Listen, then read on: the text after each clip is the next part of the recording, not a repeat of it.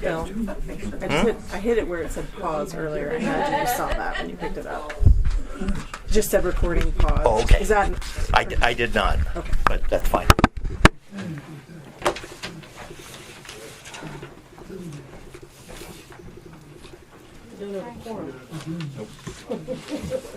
That's for sure, no. Yeah, really, we don't have quorum, so you can't go ahead, Josh. Where is he? He's in the men's room? Maybe.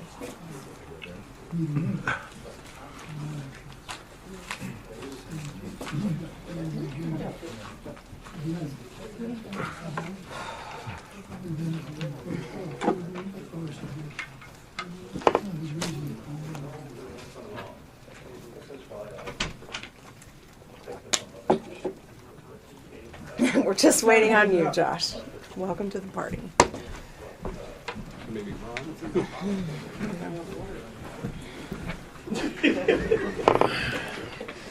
Is that off until we go back in? Yeah, it's not. Okay. It's not on, is it, Bill? It I is think on. it is on now, Oh, yeah. It is. Where were we? We're waiting There's for a the attorney separate and- consultation going on. So maybe we should turn it off. Well, just don't talk. I don't think it's gonna be that. We can close the door. Mike, you wanna close the door, please? No, because there's one here from Ron. No. That rock was a gift.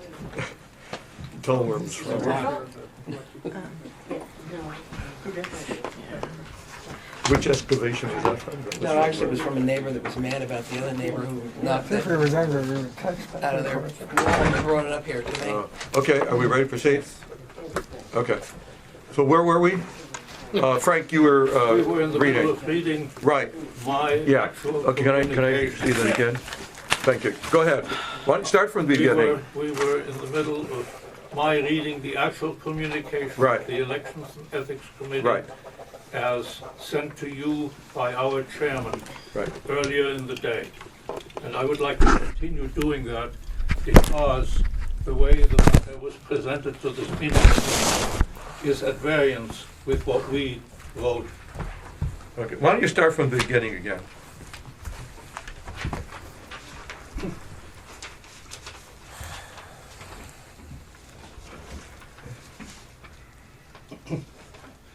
Well, let me start at the very beginning. This is the chairman of our committee, Mr. Ted Stoddard, writing, Dear Arthur, the Elections and Ethics Committee has examined the correspondence referred to it by VMA Council member Bill Leverich by email on Tuesday, March 17th. The conclusions listed below were developed by committee chairman Ted Stoddard and member Frank Correll, who met on Wednesday, March 18th, after consulting with members Mark Wiener and Bill Catherwood, who were unable to attend. Number one, the committee is unable to find any language in the VMA charter that specifically defines any standards of legal and ethical behavior for council members. Number two, the committee is unable to find any mention in the charter of standards of ethical behavior by council members or residents that could provide guidance for its handling of Mr. Lebovich's referral and complaint. Number three, accordingly, the committee has relied on what it considers to be generally understood and accepted standards of ethical behavior by village residents and society in general, and has concluded A, that the situation described by Mr. Lebovich in emails to Council Chairman Alexander threatens to pose considerable danger to the reputation and effective functioning of the council and its individual members, and B, that the scheduling of a further executive session at the end of the regular March 19th council meeting after a hiatus of a full month on an issue requiring action prior to March 31st, at a time when it is known that two of the council members are unable to attend, gives an appearance of unfair manipulation and sub-professional procedure. And C, that the charge that at least one of the council members bears a strong personal animus toward the village manager, whose future employment is being discussed, would require by any reasonable standard of fairness that such council member or members recuse himself or themselves from any discussion of the topic until such time as the other council members can participate in the discussion, and D, that as an alternative to C above, since the basic fairness of the planned action of the council has been called into question by Mr. Lebovich's refusal of a referral of it to the Election and Ethics Committee, the chairman of that committee or his designee be present as an observer at any and all executive sessions dealing with the subject at hand. Accordingly, number 4, accordingly, the Election and Ethics Committee strongly recommends that the planned March 19th executive session of the Rump Village Council not take place, and that the meeting be rescheduled to another date when as many as possible council members can attend. For example, the 30th of March. Please note specifically, the committee strongly recommends. It doesn't direct, it doesn't require, it doesn't do anything that compels the council to do this. What it does do is try in its own particular way to help make the council look a little bit decently. Thank you, Mr. Chairman. Thank you. Ted, do you have anything to add to that? No, I said, we worked on it together. Okay, you're standing. I thought you might I have stand another. with it. Okay, thank you. Okay, so you've heard that. Are there any issues that come to mind, Ron, on this that have not been addressed, that I've not addressed, that they've not addressed?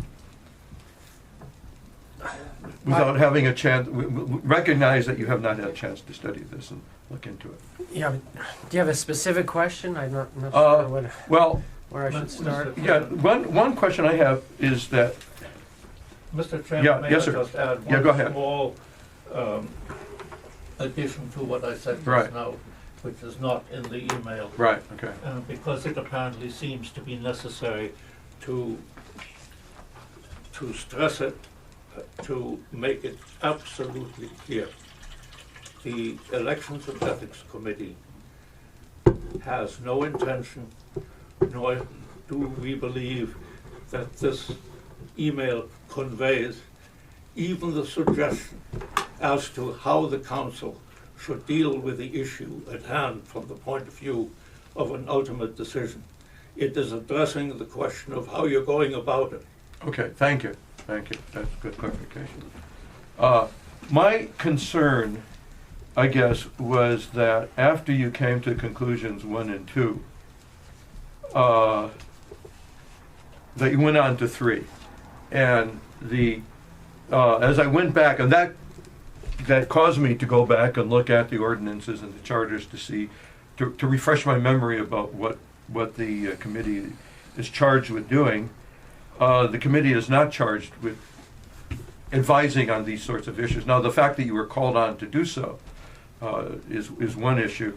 But as I reread the ordinances, the Election and Ethics Committee is really dealing with elections and conflicts of interest. And that I accepted your recommendations. I thought your recommendations, the logic of it, the issue of fairness and so on was well taken, and I accepted it. But my concern was with going beyond what the charter and ordinance requires. In my view, you probably perhaps should have stopped at your second point, saying that we cannot find guidance, we don't find any instruction in the charter or in the ordinances. And you went on to accept the standards of ethical behavior and so on. Is any other issues that you want to? Yeah, again, I'd like time to study it. My initial reading of the email was points 1 and 2 seem to suggest that there's an acknowledgement that the Ethics Commission did not have jurisdiction, for lack of a better word, to address this particular complaint if it's not a conflict of interest. However, as a practical matter, they're making a recommendation that they found appropriate to avoid the appearance of impropriety, or I forget the exact verbiage used. Fairness, standards of fairness. Yeah, to apply standards of fairness. That the Ethics Commission was stating, we don't see anything in particular in the code that we need to apply here.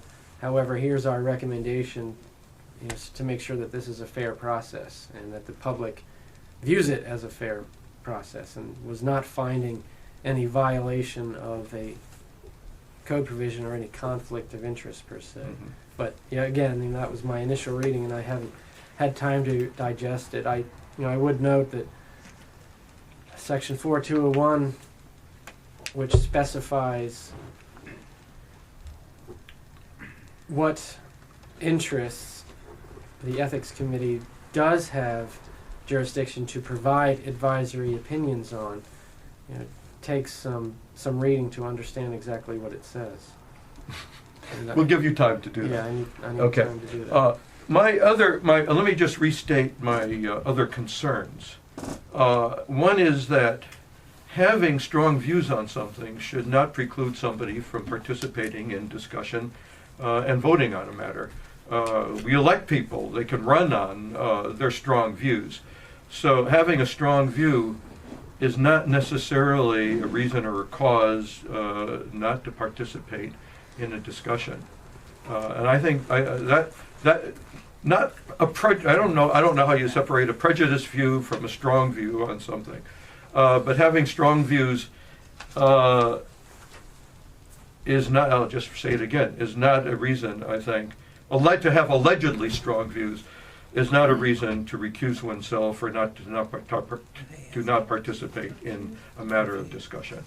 And that is one of the issues that was raised, suggested, but it looked to me as an inappropriate grounds for suggesting something. Any other discussion? Well, now that it's come out, I'll say just a few more words to my good friends on the Ethics Committee. I am not a candidate for re-election. And I've told the council that, and I've told your committee that, because I found that too much business is done in the village by email. I'm sorry, Judge, I cannot hear you. Okay, properly. speak up. Maybe you could use the microphone. There's no battery It's on not the working. Too much business is being done by email. I'm not a candidate for re-election. You knew that because you're on the election committee. Yes, I do know that. But I didn't tell you why. And the reason is that this has not been the experience I thought it would be, because for practical reasons, much of what we do in the village on the council end is done by email, which is not an ideal way to communicate. What I perceive happening here is another example of email not being the right way to get it done. I wish you had set up a conference call with Art to say, we've got this complaint from Councilmember Malevich, tell us your side. Because if you had done that, your email would not have been written much differently. And this meeting tonight, the executive schedule, was made when all 5 council members were available, if I have that right. And then Bill last week said he wasn't available, but at that time 4 council members were available. And it was only within the last few days that John couldn't come, so now we're down to 3. There was no vote contemplated when there was 5, 4, or 3 of us coming. There was going to be a conversation. With only 3 of us, it probably was going to be a short conversation. And all along, if I have it correctly, there was another executive session scheduled a week from Monday. The presumption I made, I didn't discuss it with my colleagues here, is that if we were to vote, it would have been a week from Monday, when at this time all 5 of us are available. And in your email, it's captioned Ethics Committee. It states conclusion. And you make statements about Art's decision to schedule the meeting that I just find disturbing. Due process is something lawyers go to a lot, and that's a term that anchors the Constitution and everything. And due process would apply here, and it would have been a way to get this done right. Talk to Bill, talk to Art, then see where you are. And that didn't happen. I hope you'll convene. Well, I guess you'll meet with us in executive session and we can continue our dialogue. But I don't want an email out there that reads Ethics Committee and then makes the conclusion and findings that you made. I think that when we're through this, I hope you agree with me, this email should be rescinded so that it doesn't become part of our village experience history. I don't know Okay, Josh. that I can speak on behalf of the Elections and Ethics Committee, but I can assure you that I would definitely be opposed to rescinding that email. Well, let's continue our conversation. Yeah, Josh, Let's have a okay. conversation. Let's proceed. One other Yeah. point, Mr. Chairman, and that is, I believe that somehow as this topic came up and developed further, you said something to the effect about that you had found out, I believe those were your terms, that the Elections Committee was constituted to only have 3 members, but that 4 members had been appointed. I am not sure what that was intended to convey, that the Elections Committee was operating in some kind of sub rosa or illegal fashion, or whether the council maybe had made a mistake in being familiar with its own regulations. Right, I was surprised when I thought the ordinance had read that the committee would be 3 or more members. When I went back just this afternoon and reread the ordinances, it says the council shall appoint 3 members to the election committee. And then I was looking for language to say that, and the committee shall then organize themselves according to their own organizational desires. But it doesn't say that. But is this, if this is the case, then we have been operating for several years with more than 3 members on the committee. Isn't that true or not? Never. No, just 3? We operated with 4 members last year. Yeah. And we're operating with 4 4, members. yeah. So 4 quite members last recently year. This year. Okay. It's always been 3, 3. and it's usually a matter of pulling teeth to get To get serve them, on I the know. committee. Yeah, and I've pulled a few. Okay, Ron, do you want to consider anything now or wait? Well, the code provides the committee shall be composed of 3 members. Yeah. That's mandatory language. There should be 3. From a practical standpoint, I think you want an odd number so that the committee can reach a majority decision if, for example, they are asked to provide an advisory opinion or make a recommendation to the council as to how elections should Yeah. proceed. I mean, it should be an odd number. It should be 3 according to the code. Okay, yeah. As I said, I was surprised to see that. Okay, thank you. Any other council members?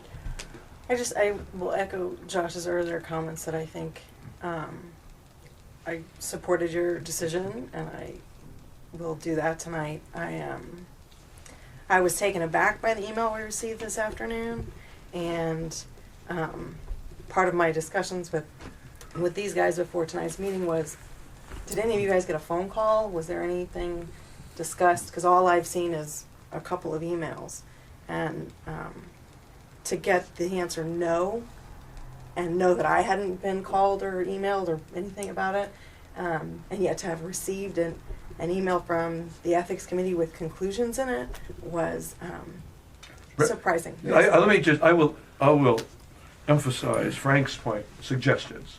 They were not conclusions, but suggestions. So, I will pick up and take his point, and that's all. Okay, any other quick comments, Steve, and then we're going to adjourn. Hindsight being perfect. Right. It seems to me, based on what I've heard, that there were several things that happened that probably shouldn't have happened. The first being that the council member, Mr. Lebovich, who sent the email should not have sent an email to the Ethics Committee. I think that probably the most appropriate thing would have been to talk to you, Arthur, and then probably, because I don't think, unless an individual council member is allowed to go to the attorney, the question really should have been for Ron Bolt, not for the Ethics Committee. I think then the Ethics Committee, probably the best course of action would have been to say we cannot deal with this at all. I think once they dealt with it, it sounds like they dealt with it in probably the best manner they could. But I think it would have been better had they said to Mr. Lebovich, we cannot deal with it, you need to go through another process. And the only other comment I'll make is that I think that the council needs to rectify the matter about the composition of the Ethics Committee so it is in conformance with what we have as our basic law. Okay. Thank you. And we'll adjourn. And let me thank everybody for being here and invite anyone to run for council. It's a lot of fun. Yes, please.